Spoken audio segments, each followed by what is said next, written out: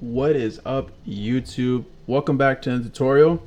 Before we get into today's video, I'm just gonna quickly show you guys what tools I'm using and what styling products I'm using as well. All right, let's get into it.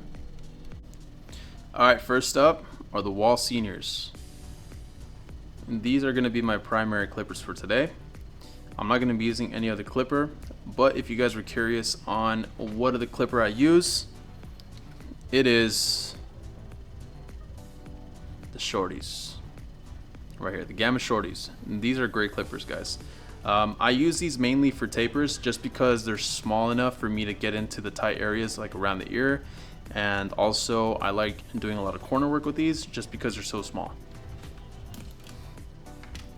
Alright guys, for my trimmer I'll be using the Babyliss Pro with the Chameleon blade on it. And here's another pro tip, guys. If you don't have a second trimmer, I would highly recommend a second trimmer. Why? Because you want to have one for debulking and you want to have another one specifically for the edge ups and the lineups. Okay, you don't want to lose your edge on the lineup blade, right? So definitely have the debulker handy. All right, y'all, for my full shaver, we have the FX3. These are great full shavers, guys. I knock out fades so quickly with these. I'm just so much more time efficient when I have a good full shaver.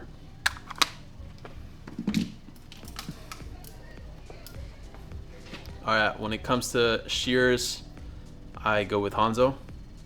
And these are the 5.5s. And then I'll also be using the texturizing shears, the 6-inch texturizing shears from Hanzo as well. Great shears, guys. And then last but not least, when it comes to styling, I'll be using level 3 styling powder. And you guys can actually find a link at the bottom of this video that will give you guys a 10% discount on any level 3 product. All right. Okay guys, let's get into the video. That's all the stuff I'll be using, and I'll see you guys there. Let's go. What's going on, guys? So today's video is about a burst fade, specifically a high burst fade. So I made my decision on what type of burst fade to give my client because I can see that on the sides we are dealing with something of a high taper. So I can tell my client had a high taper before this haircut. So as you can see, the weight is a little bit lighter towards the midsection. So if I were to do like a low or a mid burst fade on my client, it would look a little off, right? So I'm gonna bring it a little bit higher this time, and I'm gonna go ahead and start off by setting in my base with the number 3 closed. So I'm gonna be debulking pretty much all that heavy weight that you guys saw there initially. I want to get rid of all that, right? So I want my canvas to be set before I actually start getting into the blend.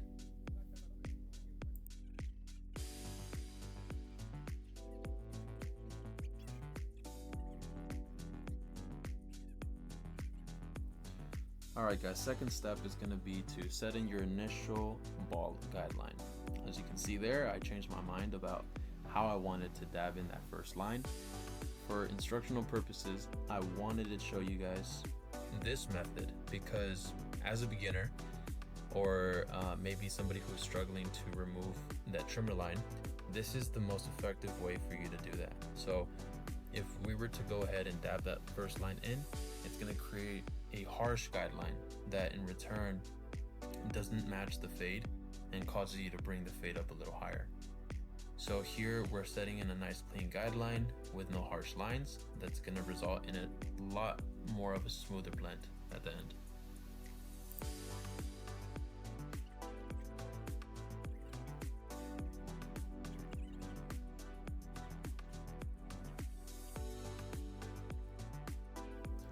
Alright guys, so now I'm going to go ahead and grab my full shavers, my FX3s, and I'm going to go up just before that trimmer line.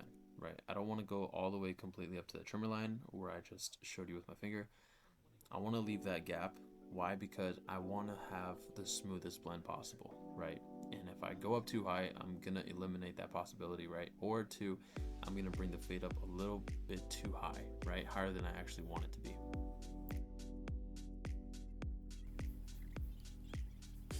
Okay guys, now with the number 2 completely closed, we're gonna go ahead and go right beneath that number 3 guard. Okay, it might look like we're going into the number 3 guard, guys, but the hair, of course, on that piece of the head is a little bit longer, so we're able to kind of push it forward a little bit every time we go with the comb. Now, going into my number 1, all the way open, directly beneath that number 2 closed.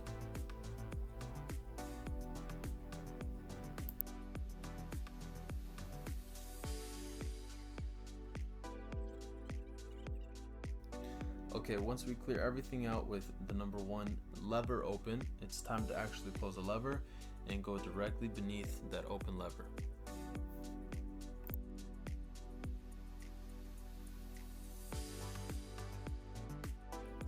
Next step, you guys, is to go ahead and remove the guard, lever completely open. And here we're trying to get that lever open right where that number 1 close was sitting at. Now you can start to see the blend come together slowly. After this, you can assume that we're going to close the lever and we're going to attack that bottom line. But before we do that, guys, we want to make sure that everything is nice and even. I'm going over it several times just to make sure I didn't miss a hair. So now I close the lever and we go ahead and we attack that bottom line. Now you can also see how much easier it is to blend that line out since we didn't actually dab that harsh line with our trimmers. Not only that, but we didn't go up too high with our foil shavers as well. So look at that, guys, nice. It's starting to come together. It does still need some detailing, so we're gonna go ahead and go back with our number 1. It's closed right now, but notice that I'm just using my corners just to go ahead and remove some of those dark areas. Okay guys, moving into the fun part. I love using texturizing shears around this surface of the head. Why? Because it allows me to have the most control over the weight that I'm either keeping or taking away. Now, what is weight? In simpler terms, weight is either how dark or how light something is, right? So you can see my fade on the side, and then as soon as you start getting into the round of the head, it starts looking darker. So what does that mean? It means there's more weight there, right? So I use my texturizing shears, or even just my regular 5-inch shears, to go ahead and remove that weight with the most control possible. Now you're probably thinking, well, you know, I can use clipper over comb to remove that weight, but clipper over comb, if, you know, personally me, I don't feel like I have the steadiest hand for clipper over comb, and I also don't see exactly how much hair I'm pulling from which direction, right? And when it comes to shear work, when it comes to, you know, having an actual shape to the haircut, direction in which the hair is cut is a big part of the solution, right? Or of the equation, sorry. So it allows for more control. It allows you to be more precise. So that's why I would strongly urge you to use shears over clipper over comb.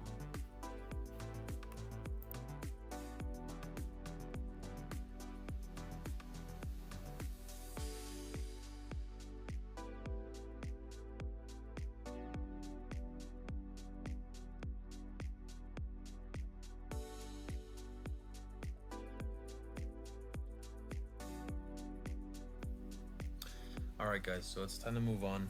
Now we're gonna go ahead and add in the sidebars. So here I'm being very considerate not to pass the end of the eyebrow, and I'm giving it a slight tilt so that when you look at it from a head-on perspective, everything looks symmetrical.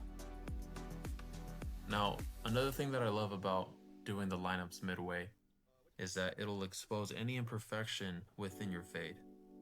So you can see me here, you know, I put in the side post, the lineup, and immediately I started detailing again, right? And I started going over that weight line with my texturizing shears, just reducing that weight, because I was able to see right away it was too heavy, right?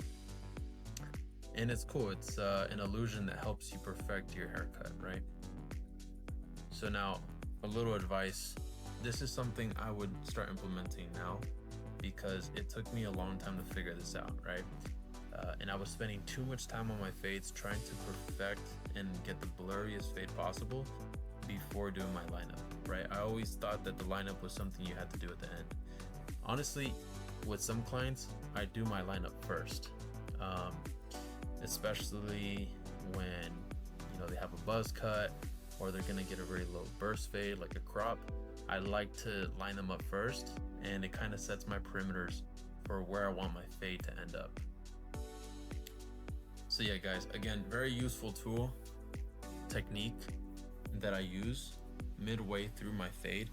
I'll go ahead and line up those sidebars, or if they're getting a full lineup, I'll go ahead and do that, and it'll give me a clearer picture of what I need to fix.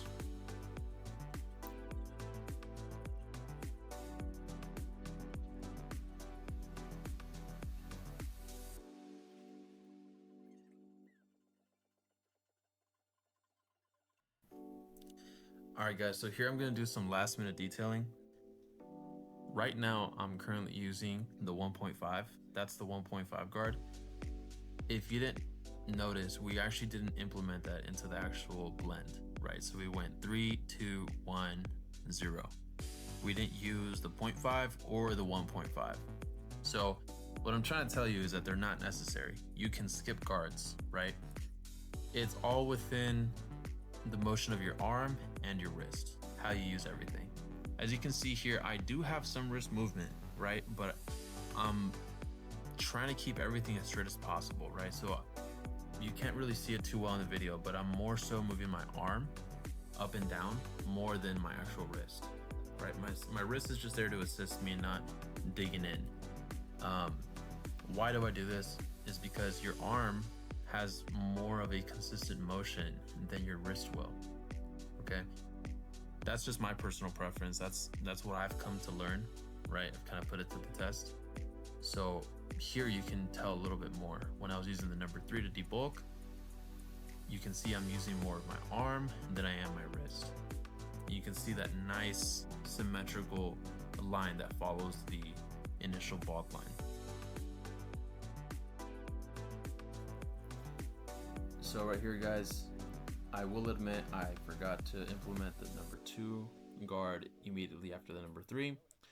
So I did do open number 1, and once I did realize that I had skipped the number 2, I went back with my number 2 lever closed, and I finished my debulking process.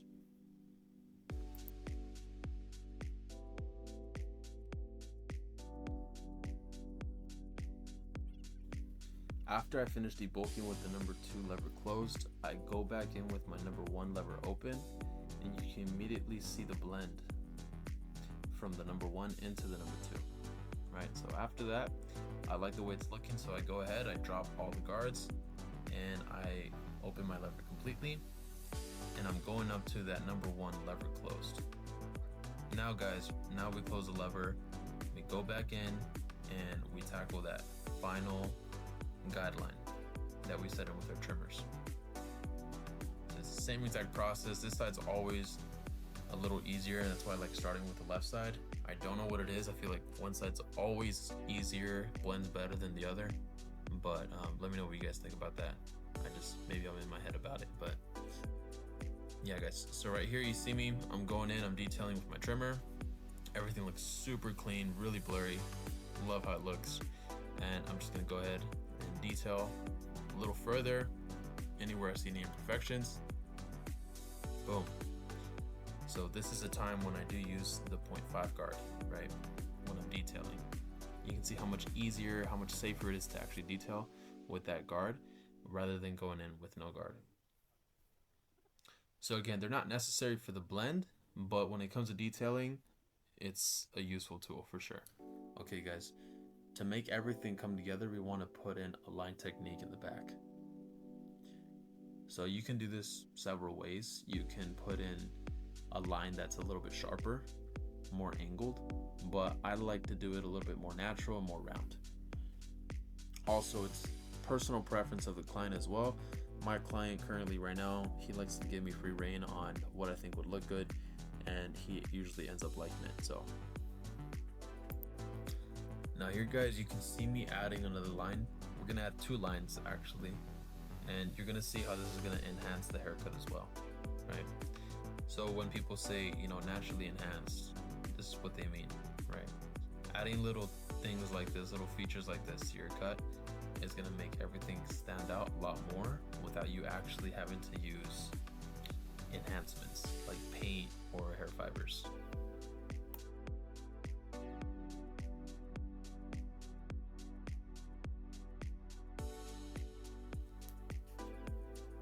Now here guys, go ahead and check out how I actually debolt some of that weight right there, right on the occipital bone with my clipper over comb. Now I said I wasn't too fond of this before, but for these purposes right here, it seems to be the most effective and efficient way to handle this weight. So you can see how I'm using my comb. It's on a flatter surface, so I'm able to position myself with balance when I'm going in with my comb and my clipper, so it's not as difficult as doing a round surface. So here I'm just taking out the unnecessary weight that we don't want so that the design itself can pop out a little bit more as well. And here I'm not using any guard on my clipper. I'm just going in straight, no guard, lever all the way closed.